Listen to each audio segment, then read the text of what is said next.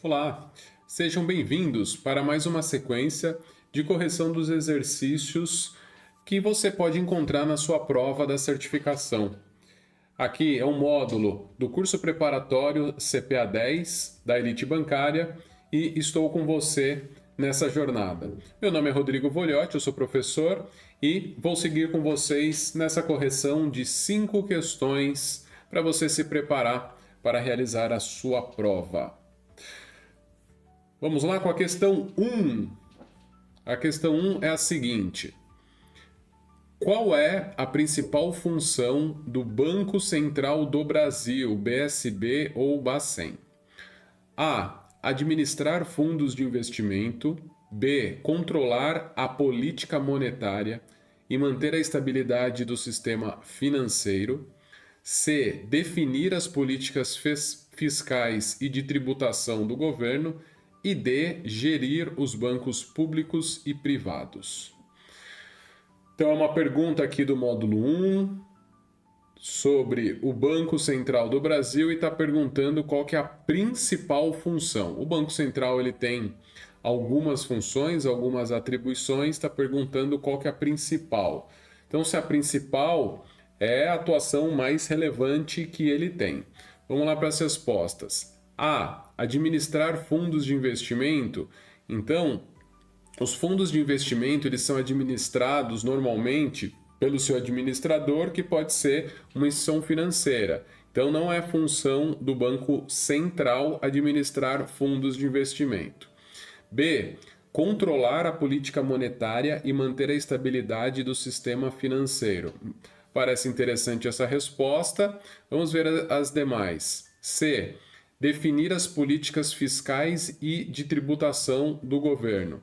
Quem define as políticas fiscais, veja só, no nível maior, onde daí direciona para todo o mercado, tanto as questões de tributação, é o Conselho Monetário Nacional. É um órgão que fica acima do Banco Central. Então, as grandes políticas, as premissas, as grandes regras, é o Conselho Monetário Nacional que desenvolve e isso é direcionado para o Banco Central atuar executando e fiscalizando se os bancos e as entidades estão cumprindo.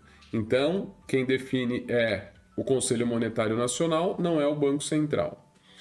Gerir os bancos públicos e privados. Quem faz a gestão do banco são os seus diretores, é o seu conselho de administração, eles que gerem o banco. Não é papel do Banco Central gerir o banco, é papel do Banco Central fiscalizar os bancos, supervisionar, avaliar se eles estão atuando dentro das regras, mas não gerir o banco. Então, a melhor resposta realmente é a alternativa B. Vamos lá. Controlar a política monetária. Perfeito, política monetária.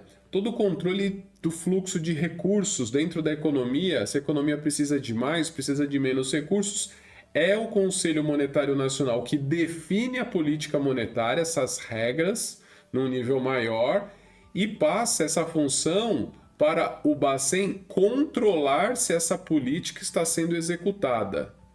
Então, ele controla essa política nesse sentido. E ele tem um papel muito importante, ele, o Banco Central, manter a estabilidade do sistema financeiro. E aí ele tem alguns órgãos, por exemplo, o Copom, para manter a estabilidade precisa controlar a inflação. E dentro do Bacen nós temos o Copom, Comitê de Políticas Monetárias, que através da sua gestão, principalmente a definição aqui da taxa Selic, ajuda a controlar a inflação e a deixar o sistema financeiro mais estável. Então, realmente, essa alternativa B é a correta. O Banco Central é responsável por manter a estabilidade da moeda, olha lá, o fluxo monetário dentro da economia, manter a estabilidade. Realmente, aqui é o principal papel dele. Esse é o principal papel, ele tem outras atribuições. Controlando a política monetária, ele controla, ele verifica se a política está sendo aplicada corretamente.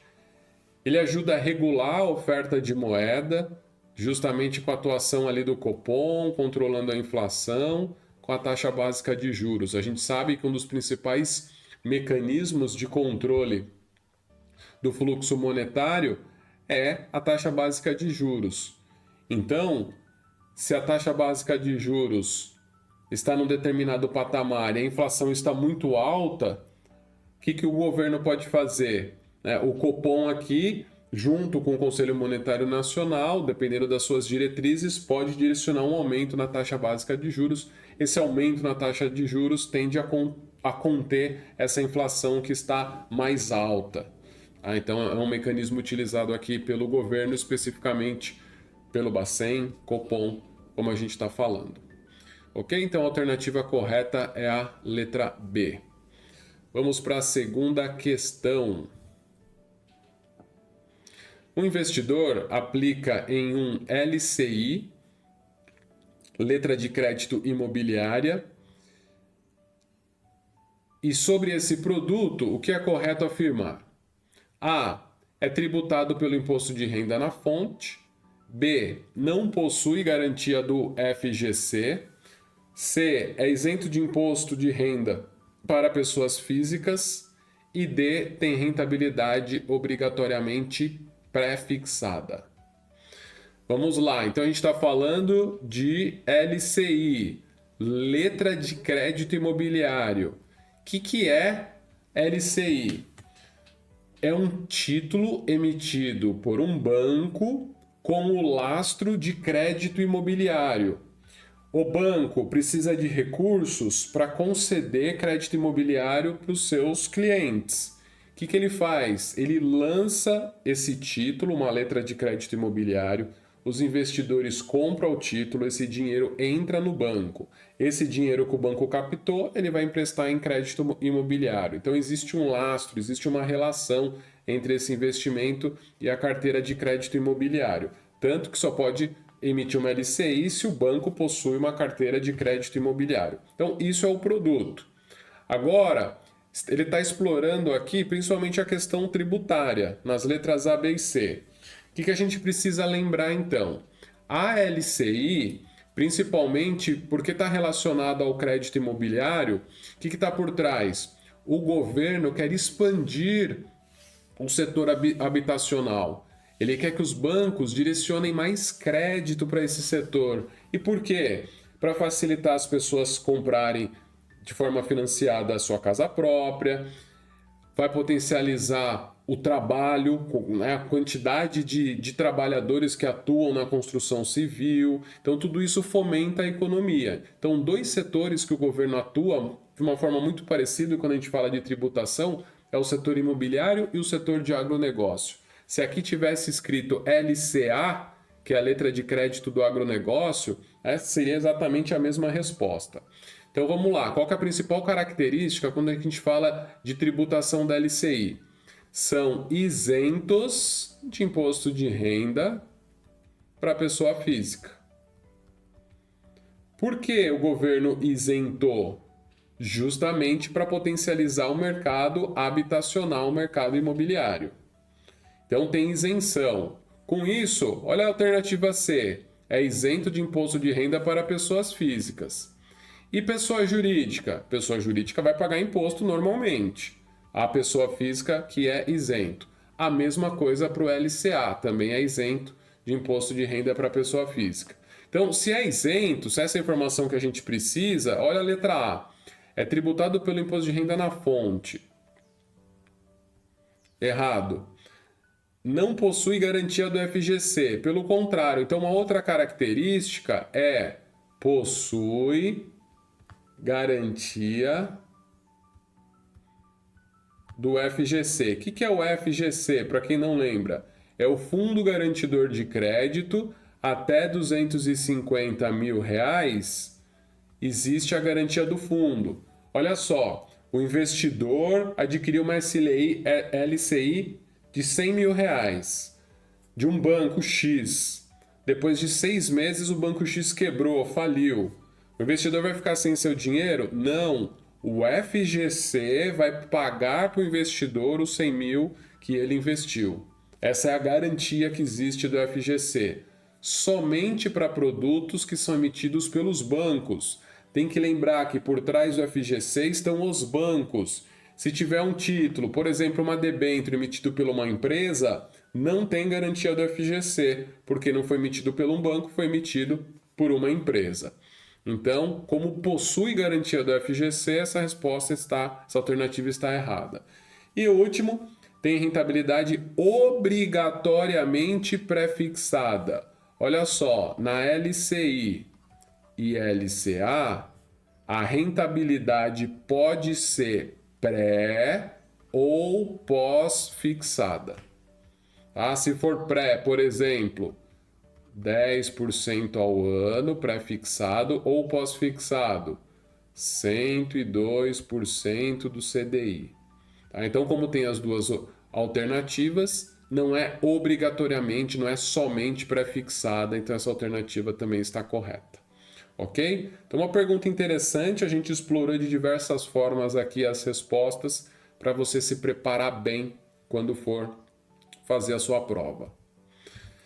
As LCIs, olá, e também as LCAs são isentas de imposto de renda para a pessoa física e possui garantia do FGC até 250 mil. E aí lembrando, por CPF e por instituição. Você pode ter mais dinheiro em outras instituições financeiras, até 250 mil vai estar garantido também. E a rentabilidade pode ser pré ou pós-fixada.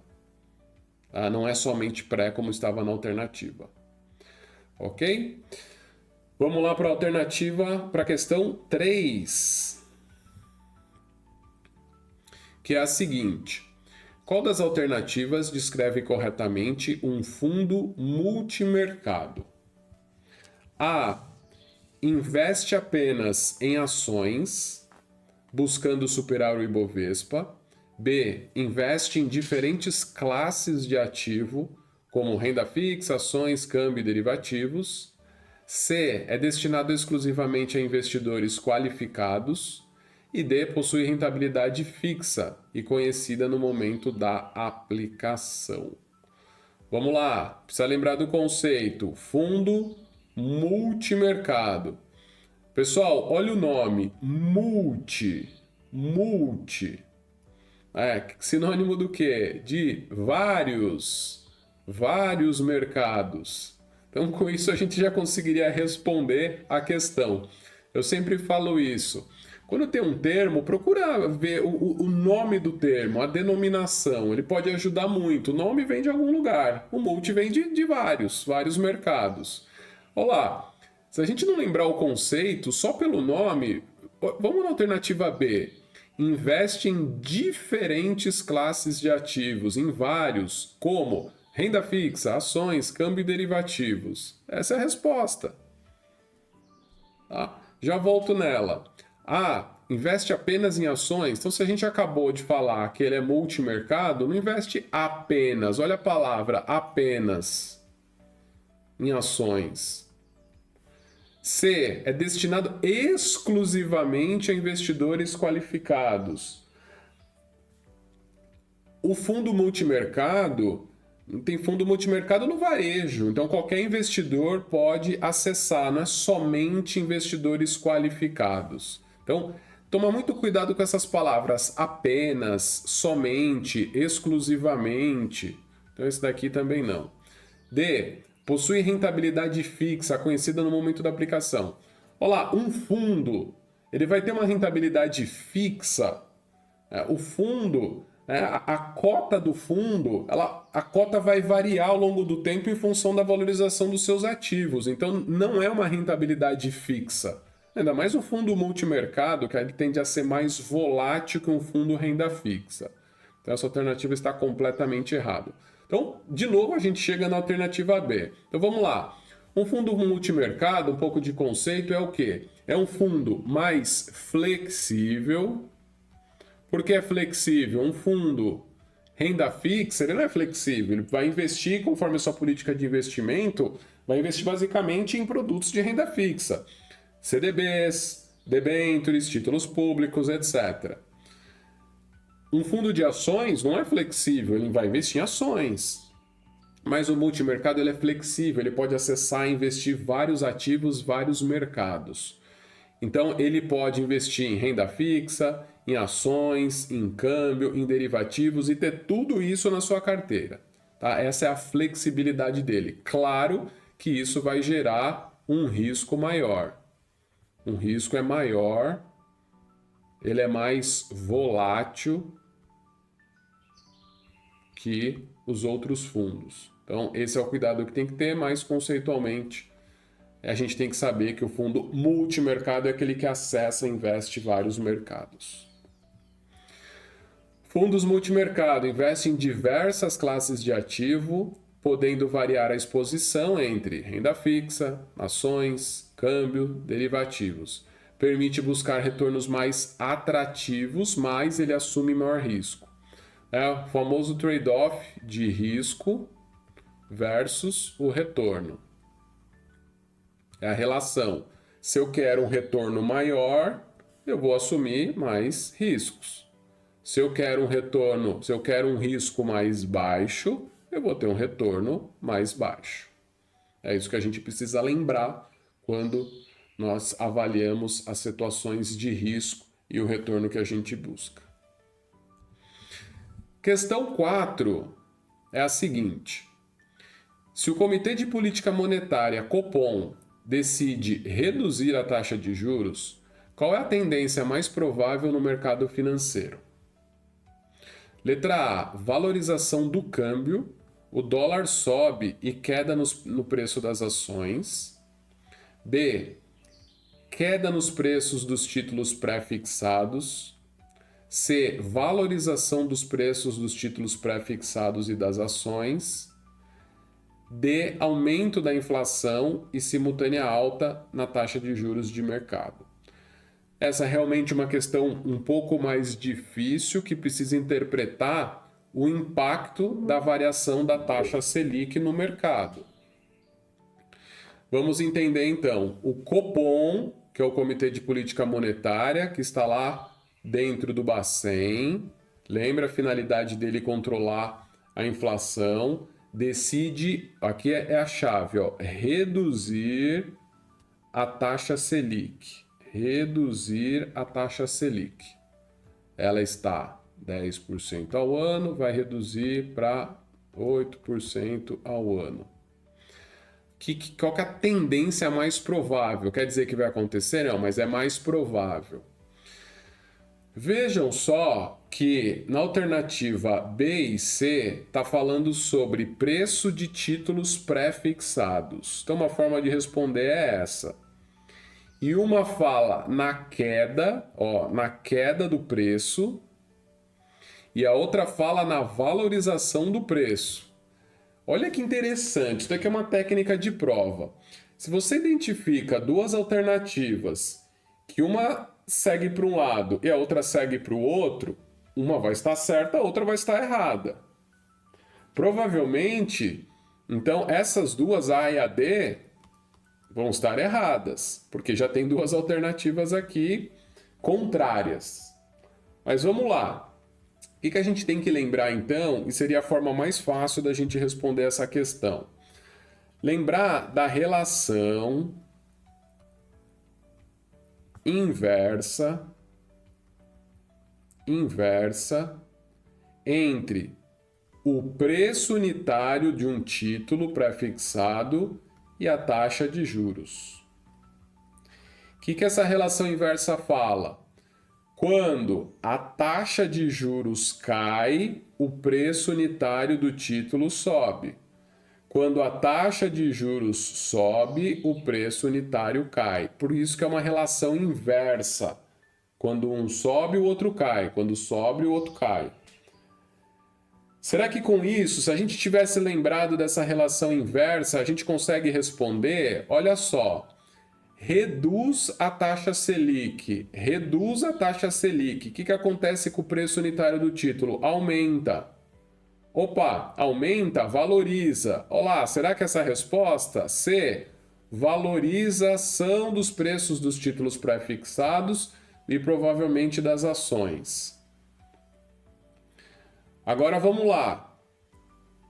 Alternativa A, valorização do câmbio e queda no preço das ações. Vejam, a relação da taxa Selic com o câmbio é bem distante.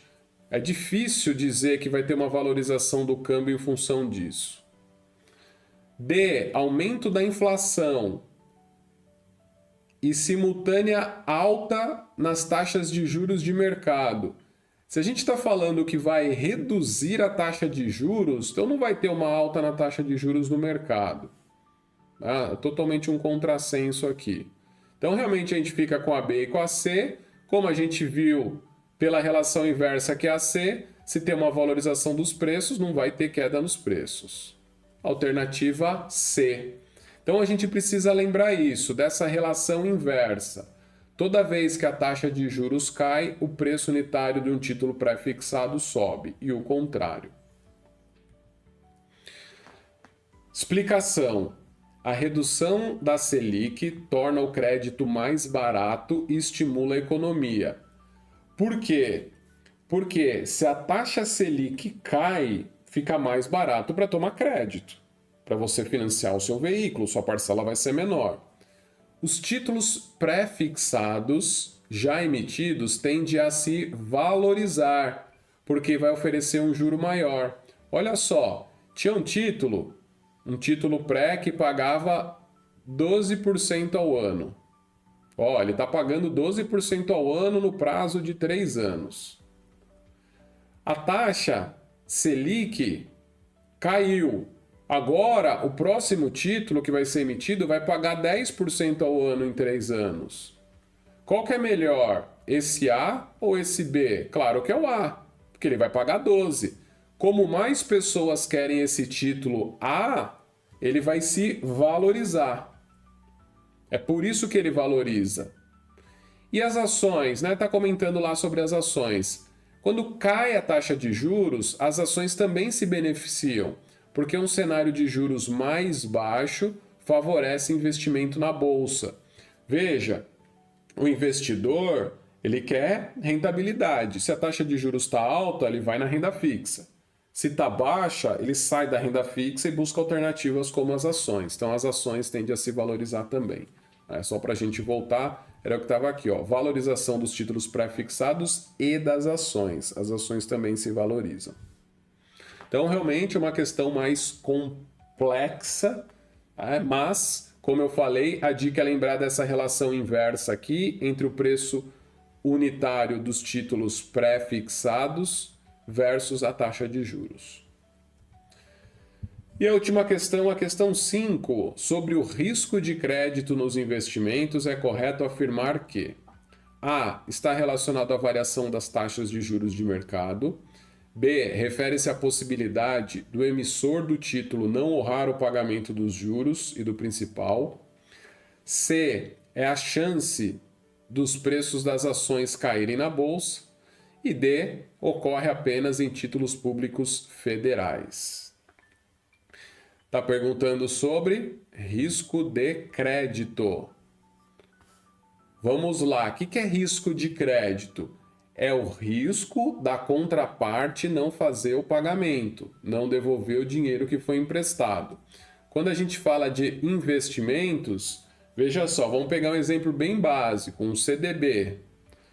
O investidor comprou um CDB de um banco, ele coloca seu dinheiro nessa aplicação, nesse investimento, está lá no banco o dinheiro.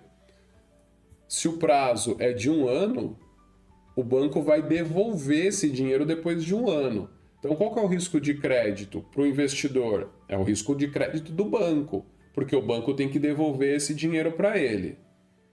Perfeito? Esse é o conceito. Então, vamos lá. A. Está relacionado à variação das taxas de juros no mercado. Isso daqui é o conceito de risco de mercado. Risco de mercado, um dos tipos é a variação da taxa de juros. Esse é um dos tipos. Então, se é risco de mercado, não é risco de crédito. Refere-se à possibilidade do emissor do título não honrar o pagamento de juros e do principal. É essa alternativa, exatamente o que eu falei. Olha só, o emissor do título é o banco. Se o banco não honrar o pagamento, não devolver o dinheiro para o investidor, o principal mais os juros vai materializar o risco de crédito. Então a resposta é a letra B. Vamos ver as outras. É a chance dos preços das ações caírem. Isso daqui também é risco de mercado. Risco de mercado. O preço das ações está no mercado flutuando todo dia. Ele pode subir, pode descer. Então tem o risco dela cair? Tem. Se ela cair, materializa o quê? Risco de mercado, não é risco de crédito. No mercado de ações não tem risco de crédito. D. Ocorre apenas em títulos públicos federais. Olha o que eu falei, né? O cuidado com as palavras. Apenas. Existe risco de crédito nos títulos públicos federais? Sim. Por quê? Olha só, você comprou um Tesouro Selic do governo, que é um título público federal. Você, investidor, colocou seu dinheiro, você deu dinheiro para o governo e o governo vai te devolver principal mais juros. Existe o risco de crédito do governo não te devolver? Existe conceitualmente, mas é muito baixo, praticamente inexistente, porque o governo vai pagar. Isso é que o mercado entende. Então, existe o risco de crédito, mas o risco de crédito não ocorre apenas com os títulos públicos. Ele ocorre com qualquer título, como títulos privados também. Então, títulos privados, como os emitidos pelos bancos, também têm risco de crédito. Então, não é apenas. Perfeito. Então, alternativa B, essa é a correta. O risco de crédito é a possibilidade de inadimplência, olha lá, de não pagamento do emissor do título. Quem que é emissor do título? Por exemplo, o banco. Se a gente falar de um CDB, que foi o exemplo que eu usei, é um banco. Ou seja, o risco dele não pagar os juros ou o valor investido na data do vencimento, como nós comentamos. Ele está presente nos títulos privados, olha lá, como CDB, LCI, LCA, debêntures, esses daqui emitidos pelos bancos, que interessante, a gente vai vendo outros conceitos também. Debêntures emitido pelas empresas e títulos públicos que são emitidos pelo governo. E é mitigado pelo FGC, lembra do FGC até 250 mil, somente para os títulos emitidos pelos bancos. Somente para títulos emitidos pelos bancos. Debêntures não tem garantia do FGC. Muito cuidado com isso. Então, com isso, a gente finaliza as 5 questões desse módulo e desejo a vocês que vão fazer as provas muito sucesso com relação à sua atuação na certificação e a busca para tirar a certificação CPA 10.